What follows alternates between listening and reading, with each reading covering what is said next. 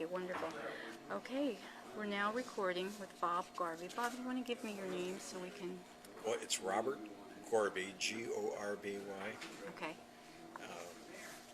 And do you understand the reason now that we're Yes, I doing do. these? Okay. The reason we are archiving stories of veterans to preserve the stories throughout history and make sure that your story is told.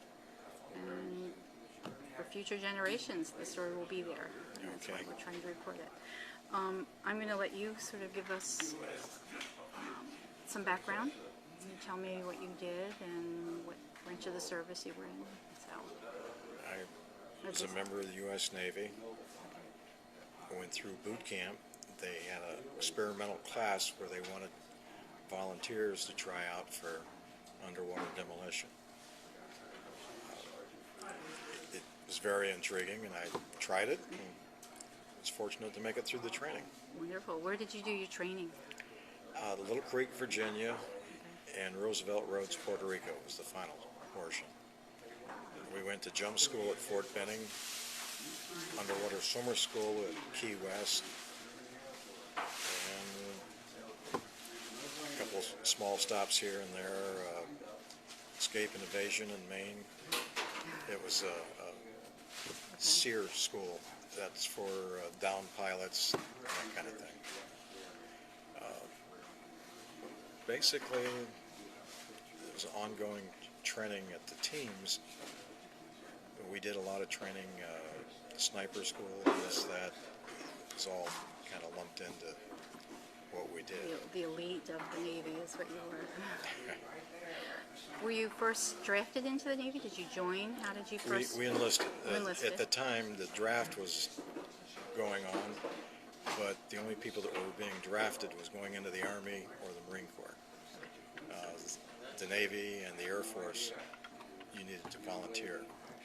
Or actually even the Army it was for 4 years if you did sign up. If you did something. If you got drafted, it's a 2-year enlistment.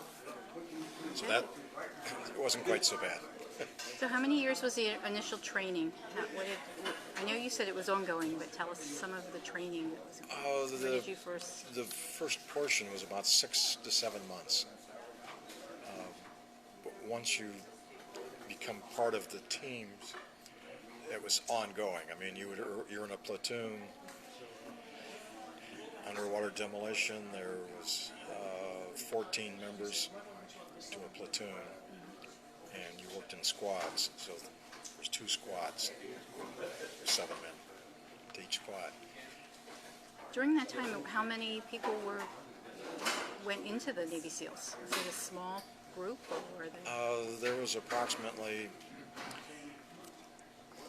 in 1962, President Kennedy instituted a Special Forces program with each one of the services. The Navy, the only body that was even close to anything, physical or what have you, was your underwater demolition teams. And that's how we involved.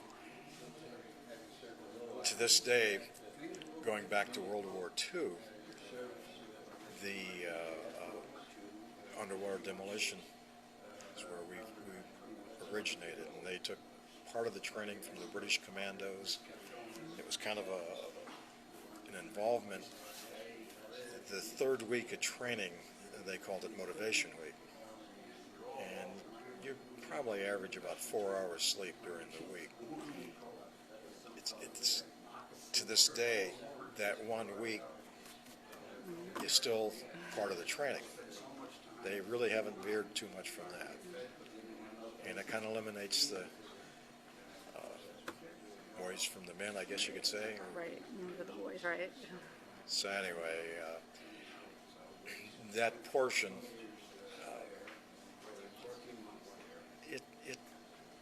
there's certain segments that it's just tradition. And no matter where you go, you're still part of like a brotherhood, I guess you could say. To answer your question about the amount of people, there was 2 underwater demolition teams on each coast. There was probably 120 to 150 men in each team. The SEAL teams evolved from those 4 teams. So there was about 80 to 100 people.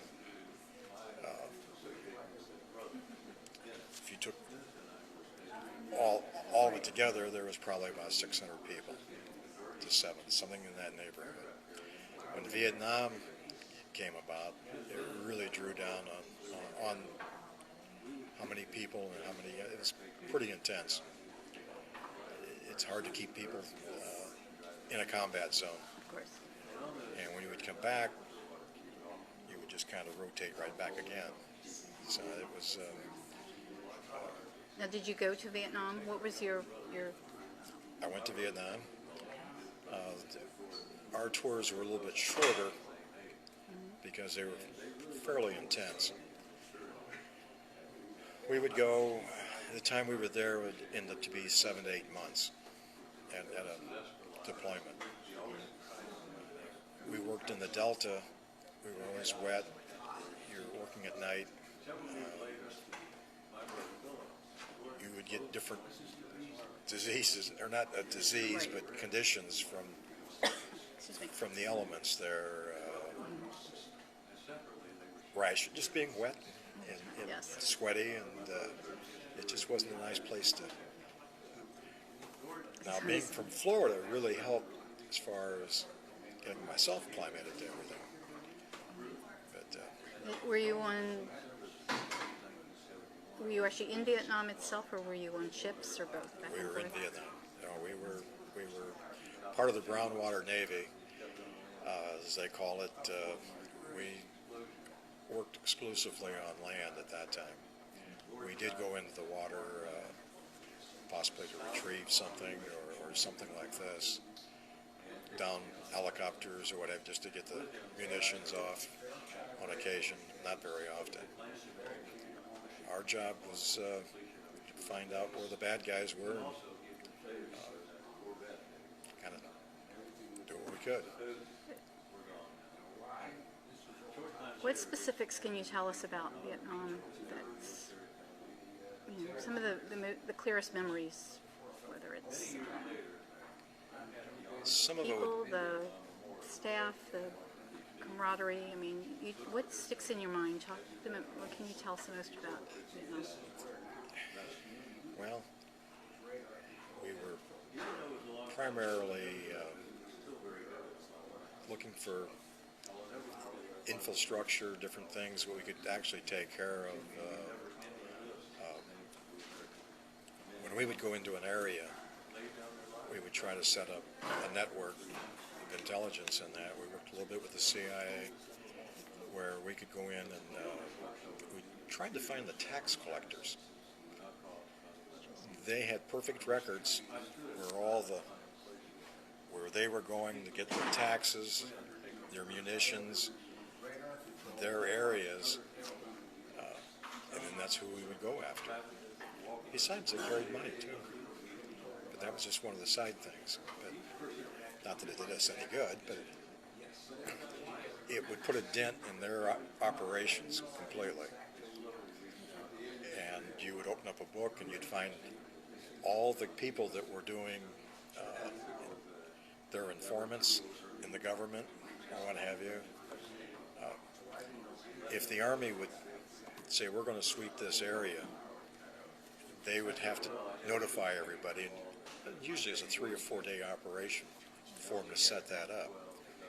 Well, the Viet Cong would know they were going to be there 2 days prior. So they'd go out and set up booby traps and what have you. It was just not a good place to be. We were fortunate. Our officers trained with us all through training. We were one of the few outfits, I'm sure to this day, that it's that way.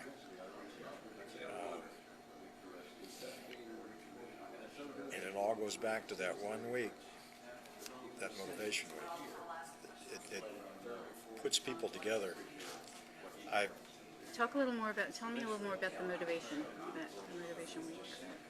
Well, for instance, there was 156 people that started our class.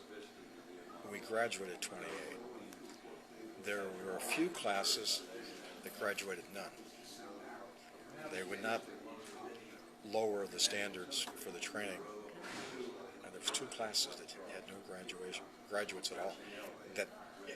Since I went through, I'm sure that's the case with some of the other classes. So I mean, it was just I want to say alpha males.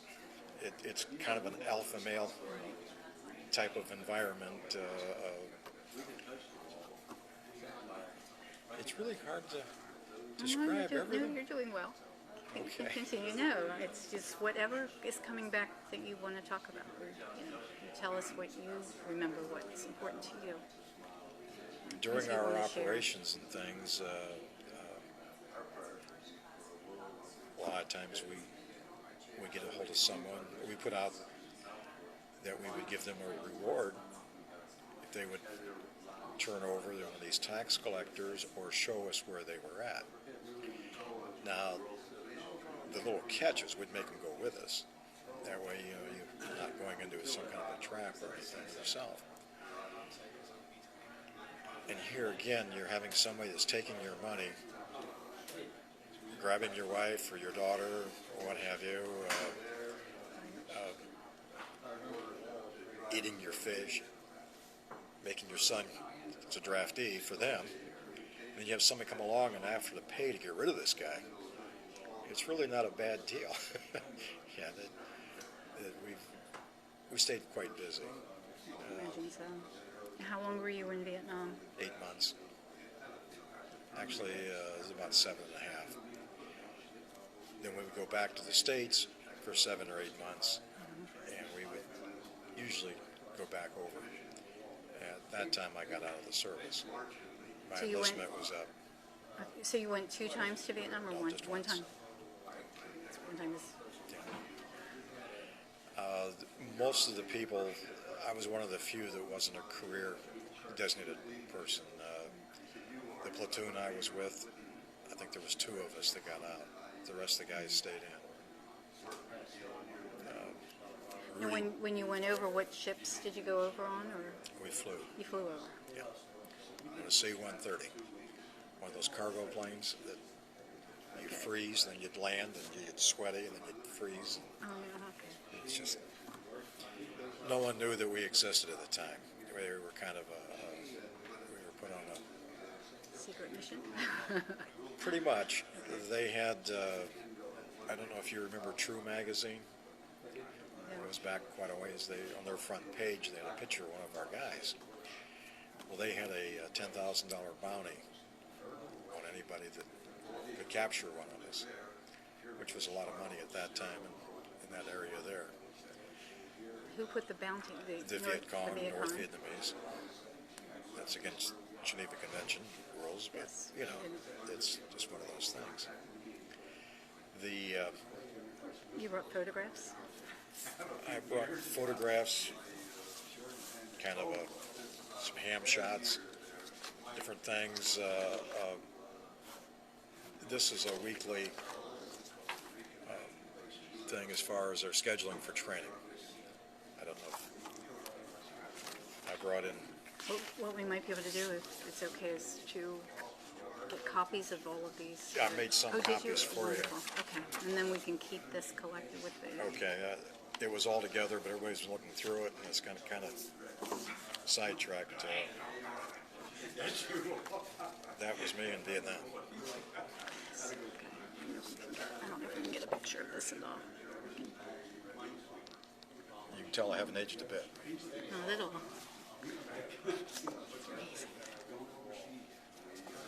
This is Bob Thomas. He received the Navy Cross. That's the second highest award.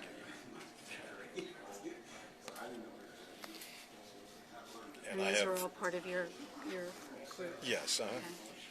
Now I have pictures from Midway, from other parts of the world when I was in underwater demolition, and some of the things we did there. I don't know where you want me to. It's kind of. Your story, the entire story is what we want, whatever you'd like to share. You want to go to another area of the world? I'd love to hear the stories. Okay. We went to Midway Island. that was the second year I was in the Navy. We blasted a channel through the reef, and that's 1 ton going up. That's myself in the raft. Okay. We miscalculated a little bit. We had coral coming down that was the size of this table all around us. Okay. We broke all the windows on the base because it was overcast, and some of the plumbing. What the whole idea of this at the time, now it's all obsolete, but we had cables that would run across the Pacific and across the Atlantic.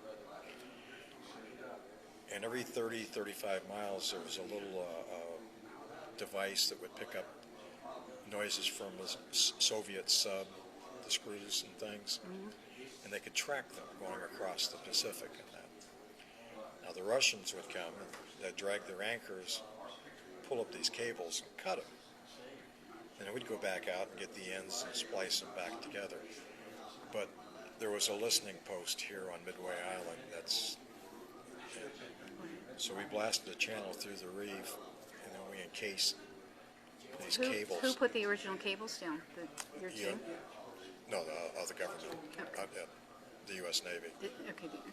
But now Midway Island is a volcano that just the tip of the mountain is sticking up out of the water, basically. It's by the Mariana Trench, which is one of the deepest areas in the world. And it's very beautiful. I mean, the water was just fantastic as far as the scenery. And if you dove, the visibility was a couple hundred feet. I mean, it was just unreal. Nothing like it that I ever was seen. Really? But we were there 2.5 months. What years were these? Do you remember? 67, I believe. I would think So so. in '67 you were at Midway. Uh-huh. How long were you at Midway? 2.5 months. 2.5 to 3 months, something like that. And what about, okay, so these are the pictures from Midway. How many men went with you, and what were the teams? There was 22 guys there. There was a full platoon for underwater demolition. Well, there was actually more than a full platoon. Did anyone get hurt during this time? We had one fellow broke his hand and fell off a bicycle.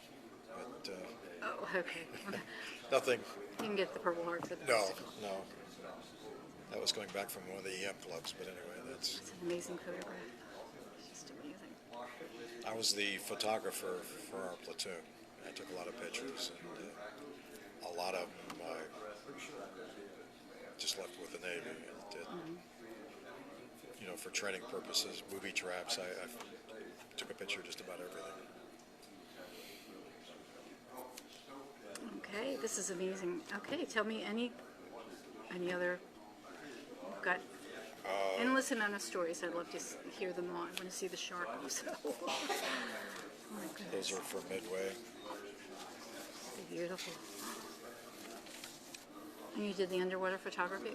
Yes, I had a Nikonis camera, the one that done at that time. Now, this is back in the 60s. Now, this shark just kept getting closer and closer to us all the time. And we had a power head. And I hit it. You can see it's a perfect shot. And then we didn't know what to do with it once, Shark dinner. Yeah. So anyway.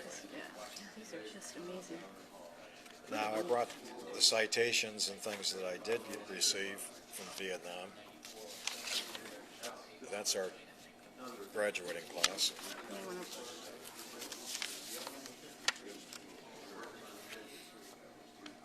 These are wonderful.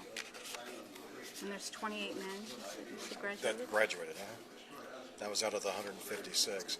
There was two fellows that If you hold this closer to you, we might be able to film it. I might actually can... hold it up a little bit and let's see. I think it's on there. But and you have copies those. of these for Yeah, us? that's a Okay, copy there thank you. for it. Did you put right on the back what this is. This is the graduating class of It's graduating class 19, or class. that's 38. This is Navy SEALs. Was it? Well, it's underwater demolition at the time. It's class 38. We graduated 28. Graduated. It's 28.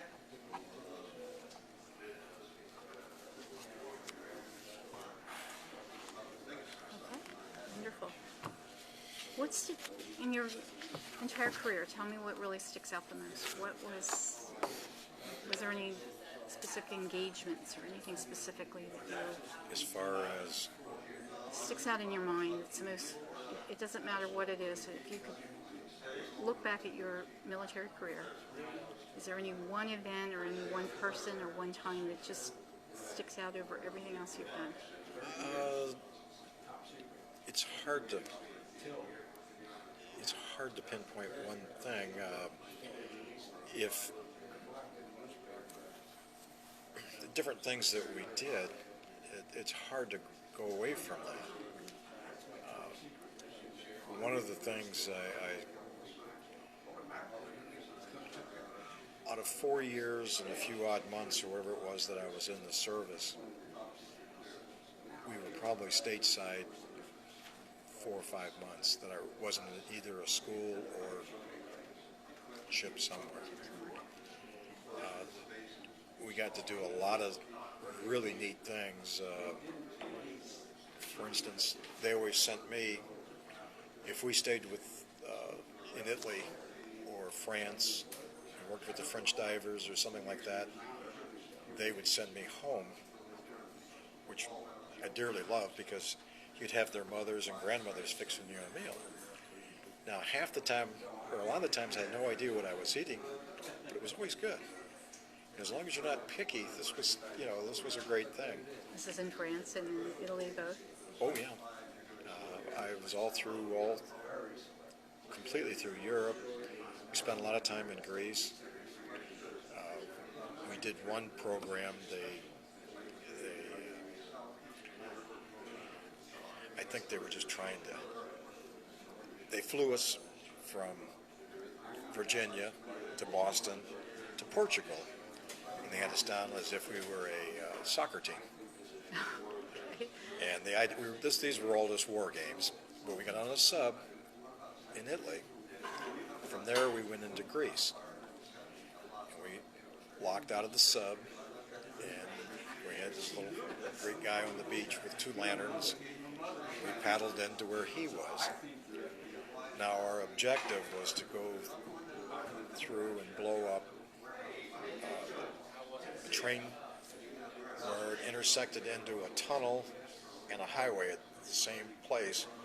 You could have disrupted the whole entire 1/3 of Greece. This is kind of like a real central station. And we had everybody in the world watching for us. These are just war games now. We weren't really going to do it. Mm-hmm. And where the tunnel and everything met, there was a real fast-moving stream, so they didn't guard that very well. That's where we came in. So this is just a training, not a real right. engagement. And we worked with the Greek guerrillas. Okay. But once we blew this up, only that went off was flares, but it would have worked. Okay. And it's just like being here in Tarpon. We came in at 2 o'clock in the morning, and we're climbing over people's fences, going through their yards and whatnot. We look like this, but they're all blanks. But it would scare somebody to death if they saw us. So anyway, we did all this, and I was there for almost 3 weeks. We worked with the Greek underground or what have you, and went all around. It was fun. It was just completely different We stayed on the sister mountain to Mount Olympus, the one where all the Greek gods and goddesses frolicked all around, which was pretty neat, you know, that in itself. Oh, it sounds like a wonderful experience. We really enjoyed that. Those are some of the neat things that we were able, you know. When you say one thing that stands out more than anything, it's There was a big no, it was kind of ongoing. So when you finally made the decision not to re-enlist or just to stay, just to leave, when I got married. Most of the guys did not stay married very long. It was just not a life to be. traveling all Have the somebody, time. yeah. Yes. Even now, it would be tough.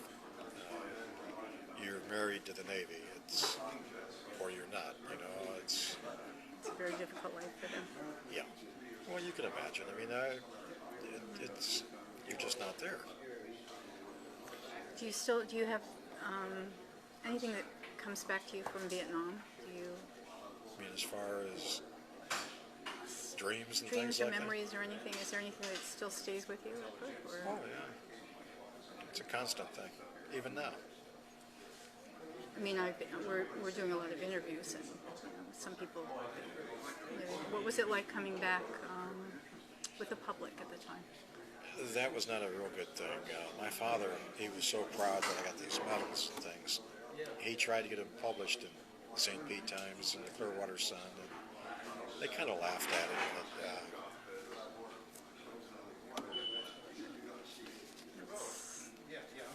that kind of,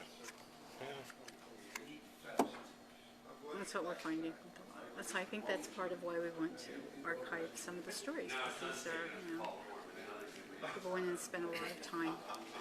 there's like the presidential citations and things. There's a few things I didn't get that I know we earned.